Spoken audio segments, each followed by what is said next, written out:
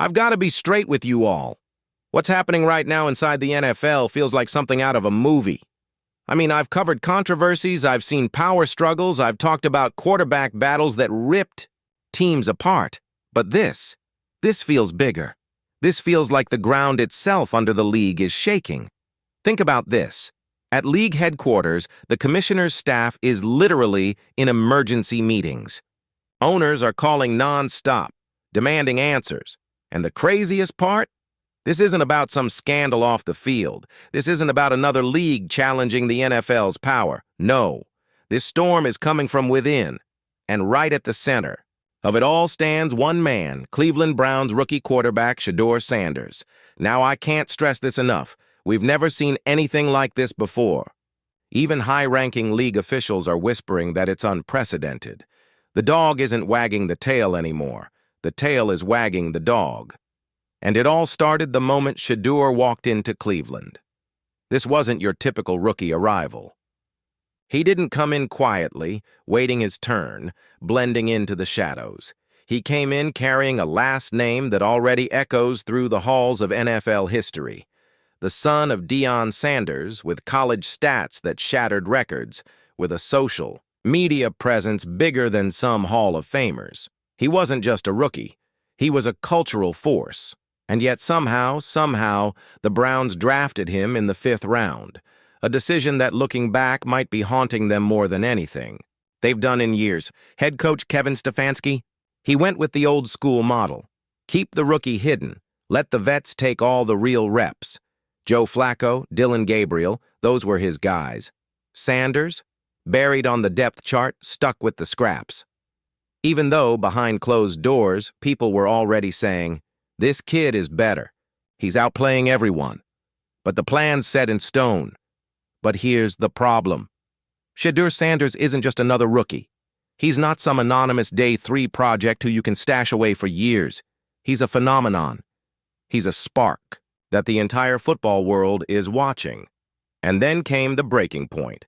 Joint practices with the Rams. Sanders gets thrown in with the 3rd team. He sees a busted play unfolding, audibles on the fly, and drops an absolute dime against the Rams' starters. Touchdown. Boom. And guess what? A fan records it. The clip goes viral. 12 million views in hours. Everyone sees what this kid can do. Everyone except his own coach. Instead of celebrating it, Stefanski reprimands him in a team meeting, tells him he undermined authority. But you know how that landed in the locker room? Like a lead balloon. One vet flat out said it. Coach misread the room. Everyone knew Shedeur made the right call. The original play didn't stand a chance. And that's when the tension started boiling over. Outwardly, Sanders kept it professional. He smiled, he worked, he showed up. But behind the scenes, he was furious. He started talking with his agent about exit strategies, sending a message straight to Cleveland's front office. The old rules don't apply anymore. When a player's brand is bigger than the game, you can't just bury him. The fan revolt came fast and hard. The Browns announced Sanders wouldn't play in the preseason. Game against Pittsburgh? Ticket demand collapsed. Prices fell from $175 to under $50 in a single day.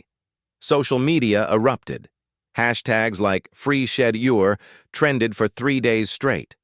We're talking political scandal levels of engagement over a quarterback depth chart decision. And the numbers don't lie. The one time Shedeur got a series, just one series, in the preseason opener, ratings spiked to 4.5 million, unheard of for an exhibition. The next week, when Stefanski benched him, ratings fell off a cliff to under 200,000. The networks noticed. Executives called the league in a panic. When Sanders plays, people watch. When he doesn't, they tune out. We paid billions for stars on the field, not for marketing headaches. And just when you thought this circus couldn't get any louder, Nike stepped in. The company that had already thrown down over $90 million on Shedeur, the biggest rookie endorsement deal in history. They didn't mince words. They called Browns ownership directly and basically said, "We didn't invest in a clipboard holder. We invested in a starting quarterback." That, right there, flipped the power structure of the NFL on its head. Suddenly, It wasn't just about X's and O's. It wasn't just about coaches deciding who plays. Corporate money was literally dictating depth charts. The league went into panic mode. Whispers of new rules, legal teams exploring commissioner intervention in team personnel, things the NFL has never considered. And that's the terrifying part. Because this isn't just a Browns issue anymore. This is an NFL issue. This is commerce colliding with culture, money colliding with tradition. If endorsements and sponsorships start deciding who gets snaps, what happens to competitive integrity? What happens to the authority of coaches? The very foundation of the sport starts to crack. Meanwhile, in Cleveland, ownership is drowning. Do they back Stefanski, risking a financial nightmare? Or do they back Shedeur, undermining their entire coaching staff? Jimmy Haslam reportedly looked shell-shocked after emergency meetings. He's realizing what he unleashed, and it's not just a quarterback controversy, it's a full-blown disruption of the NFL business model. Now let's be fair for a second. Stefanski has his reasons. On tape, Shedeur does struggle at times. With blitz recognition, with reading disguised coverages, with shaking off some college habits. Stefanski's plan to ease him in over months makes football sense for a normal rookie. But Shedeur isn't normal. He's bigger than football. And here's the kicker. Reports say his reps in practice were capped on purpose. Limited to 15%, with the starters stuck with a stripped-down playbook while vets ran the full thing. His family? They're fed up. And yet, Shedeur hasn't missed a meeting, hasn't skipped a practice, hasn't broken ranks with teammates. But the line was crossed when they locked him out of game planning for the season opener. That's when patience turned into anger. His camp has even looked into filing a grievance. The argument? Other rookies drafted higher get starter treatment, while Shedeur, outperforming the vets, is artificially restrained. They call it discrimination by politics. And honestly, they might not be wrong. Now think about how insane this is. We're not just talking about a young quarterback getting a shot in camp. We're talking about the league itself, debating special exemptions, ownership summits, even rule changes just to figure out how to handle this kid. I've talked to insiders, and they've all said the same thing. This is uncharted territory. The NFL has handled celebrity rookies before. They've handled family legacies before. They've handled corporate endorsements before. But all three at once? That's the storm Cleveland is standing in right now. And the season opener is less than a week away. Inside the Browns building, you can feel the tension pulling from every corner.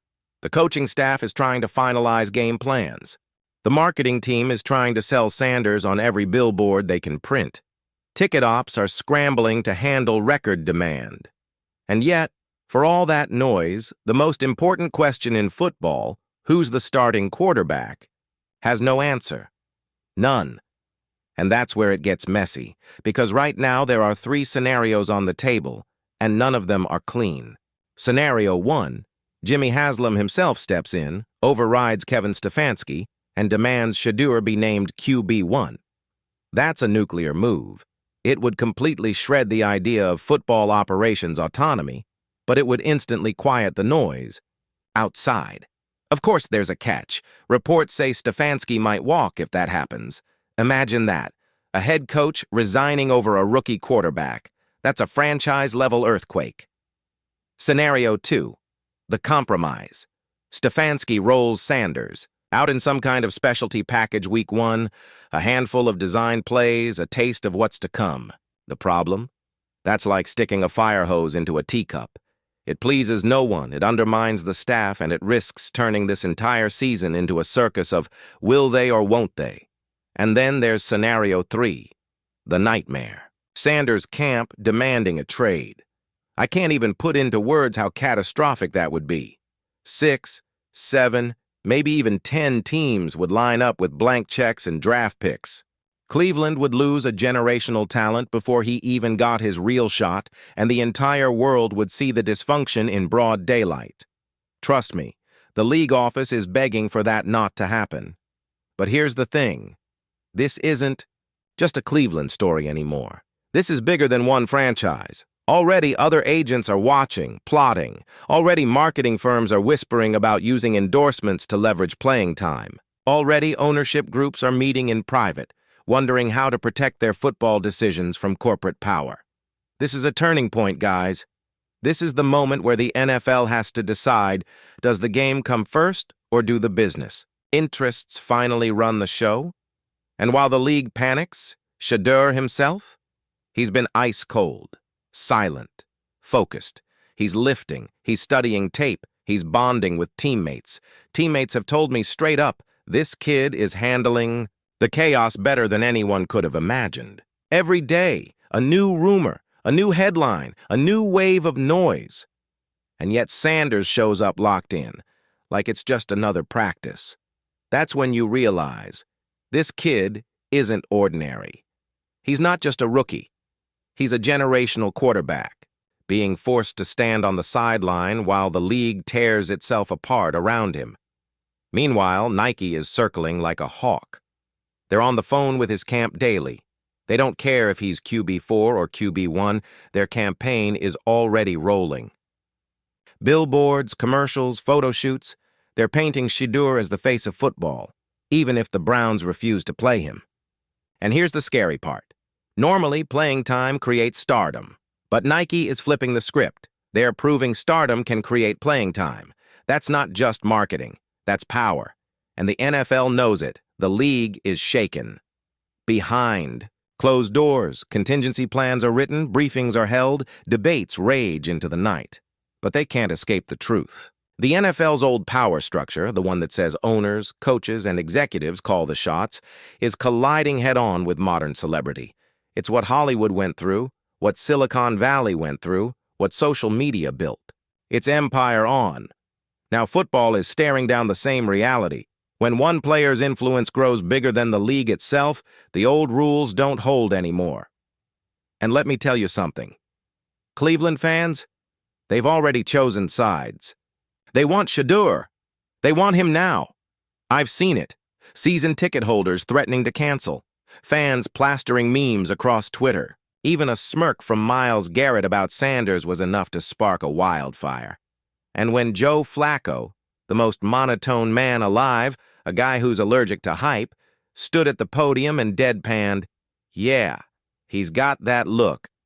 Maybe put QB1 on his locker. Brown's Twitter exploded like it was the Super Bowl parade, memes everywhere. Sanders' face photoshopped onto Brady Quinn's old cover, Watson's contract edited into dust. Stefanski dropped into a fake bachelor rose ceremony. You can laugh at the memes, but here's the truth. This is real momentum. Sanders might technically be QB4 on the depth chart, but with injuries to Kenny Pickett and Dylan Gabriel, with Flacco being 40 going on fossil, suddenly the door cracked open. And in the NFL, cracks turn into earthquakes. Now here's what you need to know. Veterans don't hype rookies for fun. Myles Garrett doesn't just hand out endorsements. Joe Flacco doesn't casually praise a kid unless he sees something. If those two are putting Sanders' name in the air, even half-jokingly, it means something. That's not empty talk. That's culture shifting right in front of us. So now the question is simple. Can Shedeur Sanders actually win QB1? The odds are stacked against him. He's young, he's raw, and the $230 million elephant in the room, Deshaun Watson, still sits on this roster, whether anyone likes it or not. But football doesn't care about contracts. Football is about moments. And right now, Sanders has a moment. If he shines, if he delivers, if he proves under the lights what teammates have whispered in the locker room, then suddenly it's not just a debate, it's a movement. And in Cleveland, a city starved for hope, a city that's been burned by more quarterbacks than I can count. Belief is dangerous. But for the first time in years, it feels real.